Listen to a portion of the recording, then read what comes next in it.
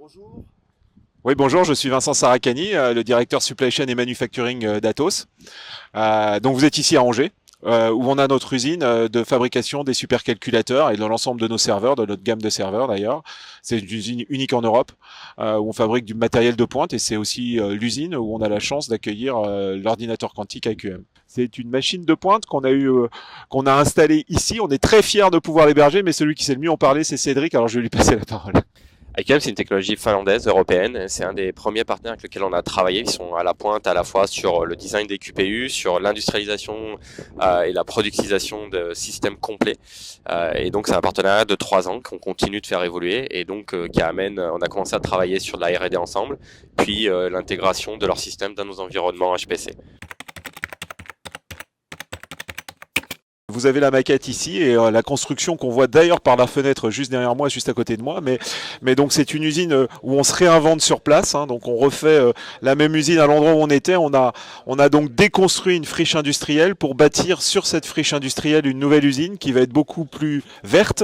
Puisque comme vous le voyez, il y a beaucoup de renaturation autour de cette nouvelle usine. On va avoir 100 fois plus d'espace. Ouais, on a 100 fois plus d'espace vert que ce qu'il y avait avant. On a du photovoltaïque partout sur les toits. On a aussi une connexion avec le réseau de chaleur urbaine où toute la chaleur qu'on produit pour le test de nos supercalculateurs va être réinjectée. 600 logements à peu près qui vont être chauffés avec ça.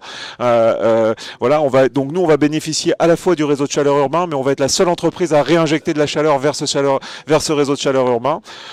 C'est aussi une usine qui est du futur dans le sens où elle doit être tout à fait apte à prendre des technologies les plus de pointe qui vont arriver pour les supercalculateurs, pour les ordinateurs quantiques dans le futur. C'est comme ça qu'on a voulu la concevoir.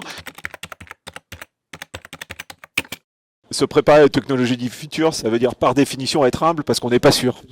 Et donc comme on n'est pas sûr, c'est de se donner la flexibilité pour pouvoir faire beaucoup de choses différentes. Donc la première des choses qu'on a faites, c'est on a une dalle qui supporte plus de 3 tonnes 5 au mètre carré parce que nos machines sont de plus en plus denses et de plus en plus lourdes.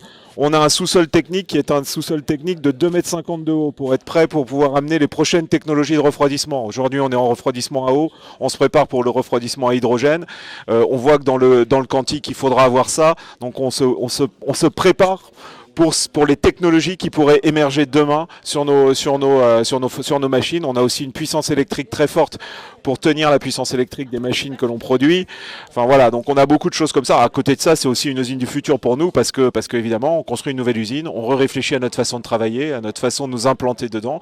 Et pour nous, elle doit incarner une nouvelle façon de travailler, une plus optimisée et plus raisonnée aussi. Ici, on a 600 mètres carrés de laboratoire avec 3 mégawatts d'électricité pour alimenter nos serveurs.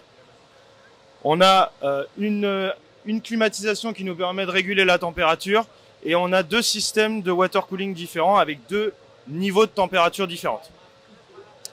On a 2 fibres optiques qui nous permettent de donner la main à nos clients et donner la main à nos partenaires partout dans le monde pour pouvoir justement prendre la main sur leurs machines avant de les avoir chez eux.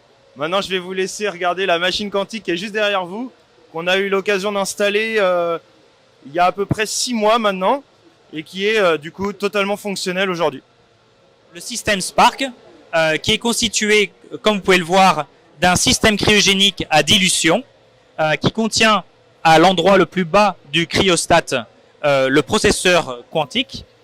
De chaque côté, nous avons des racks électroniques noirs qui contiennent l'électronique, l'informatique et le contrôle afin de pouvoir opérer ce système dans le cloud.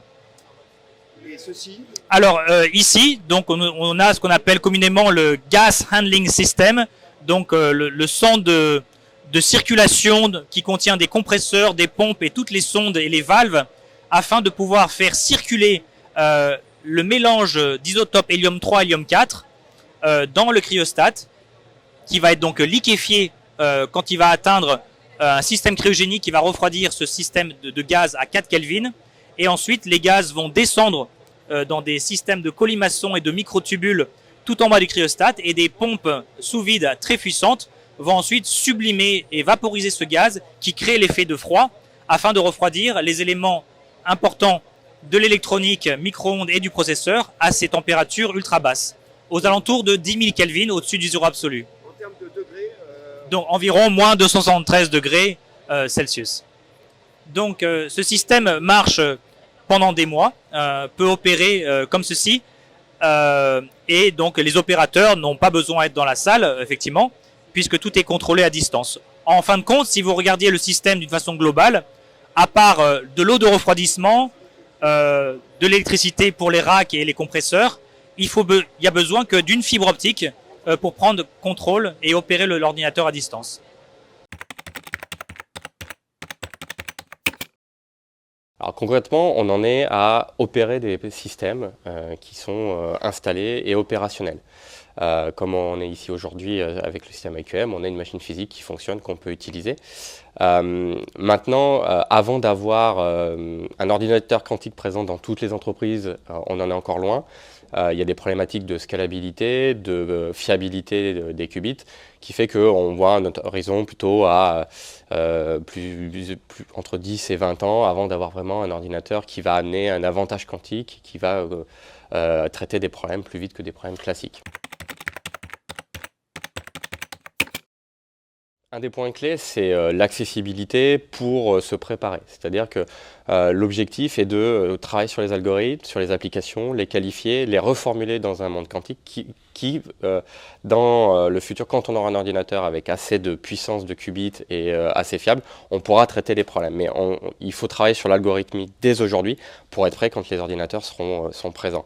Donc aujourd'hui, c'est plutôt les fournisseurs de QPU qui mettent à disposition ces environnements ou des industriels comme nous, un peu en mode cloud, qui vont nous permettre de déjà travailler sur les cas d'usage, les tester et commencer de formuler les algorithmes de demain et de les mettre en place. Et une fois qu'on aura plus de puissance, plus de qubits, on pourra traiter des problèmes avec un ROI qui sera plus important pour les entreprises.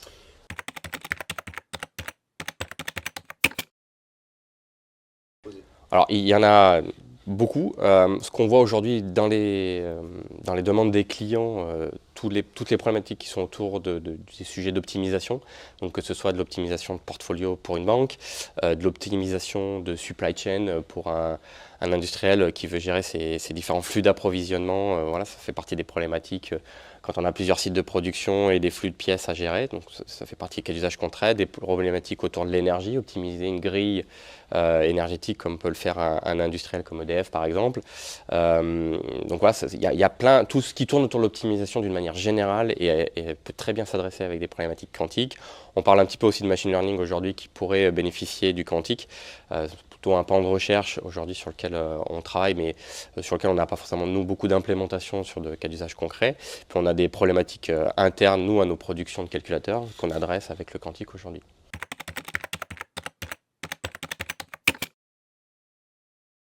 Alors je positionnerai l'Europe quand même parce qu'on a des sociétés hors de la France qui sont aussi des startups qui évoluent bien. Bon, là, en plus, on est avec IQM et on voit bien que ce soit leur roadmap ou leur capacité de production qui est à la hauteur des enjeux mondiaux pour nous aujourd'hui. La France est très bien positionnée aussi. On a plein de startups vraiment très bonnes sur des sujets techniques différents. C'est-à-dire que il y a des technologies différentes qui sont mises en œuvre en France dans des startups différentes. Ça, c'est très bien parce qu'aujourd'hui, le quantique, il y a une diversité de technologies. On ne sait pas encore exactement laquelle sera la plus performante dans 15 ans pour de la production. Et ce qui est bien, c'est qu'en France, on a quasiment tous les grands thèmes technologiques du quantique qui sont adressés par des startups, qui sont toutes des partenaires aujourd'hui. On travaille avec Candela sur le photonique, on travaille avec des nouvelles technologies, on parlait du qubit logique, notamment Alice et Bob qui travaille beaucoup sur le qubit logique, d'autres startups comme Clobier qui arrivent avec des nouvelles technologies aussi. Et donc la France est très bien positionnée en tant que recherche, mais aussi sur l'incubation et l'évolution de ces startups. Et ces startups sont en train de se développer à l'international. On voit notamment Pascal qui va aux États-Unis, qui s'étend à l'international. Et moi, je pense que la France aujourd'hui, avec l'Europe, peut concurrencer notamment les États-Unis sur la technologie. Aujourd'hui, sur la partie supercalculateur, Eviden, on construit les supercalculateurs les plus éco-efficients au monde. Il y a un classement qui s'appelle le Green 500. On est numéro 1 au monde depuis un an et demi. Et donc, parce qu'on fait des technologies de refroidissement à la pointe du refroidissement du composant électronique, on a des cinquantaines de brevets sur ces sujets-là. Donc, c'est très important pour nous, dans notre positionnement et dans notre développement, cette partie environnementale. Ce qu'on voit avec le quantique aujourd'hui, c'est que ça amène une puissance de calcul qui va permettre de traiter des problèmes de manière exponentielle, qu'on n'arriverait pas à traiter avec des supercalculateurs qui vont consommer des dizaines, voire des cinquantaines de mégawatts. Et l'informatique quantique va nous permettre de traiter ces problèmes plus vite en consommant moins. Aujourd'hui, une machine quantique, c'est quelques kilowatts. Demain, on parle de quelques dizaines, quelques centaines de kilowatts, et on devrait pouvoir traiter des problèmes qu'on n'arrivera pas à traiter avec une machine qui va consommer 20 mégawatts. Donc peut-être on calculera un peu plus vite ou pas beaucoup plus vite, mais si on calcule à la même vitesse mais qu'on consomme 50 fois moins, bah forcément ce sera intéressant pour tout le monde, pour la planète mais aussi pour nos clients, parce qu'on va réduire l'empreinte énergétique du calcul, qui fait que croître depuis des dizaines d'années, beaucoup poussé aujourd'hui par l'IA, tu parlais de l'IA générative, qui consomme aujourd'hui, l'entraînement des modèles consomme énormément d'énergie. Bah, si on arrive à déporter une partie de cette exécution sur des systèmes quantiques, peut-être on va pouvoir réduire aussi l'empreinte globale de la mise en place de ces algorithmes. Si ça ne fait pas en tout cas avancer plus vite l'IA générative dans ses calculs, ou en tout cas de toute façon on sait que l'impact qu'il pourrait y avoir déjà, c'est en termes de consommation d'énergie et d'empreinte. Oui, parce qu'aujourd'hui on sait qu'on va pouvoir traiter un problème qui croît de manière exponentielle sur de l'infrastructure classique, de manière linéaire sur du quantique, avec des systèmes, même si on parle de systèmes à quelques millikelvin, il faut bien comprendre, c'est que ça consomme quelques kilowatts pour avoir ces millikelvin pour le supraconducteur, là où des systèmes aujourd'hui qu'on amène sur le supercalcul vont faire plusieurs mégawatts. Merci beaucoup Cédric. Ben, merci à toi.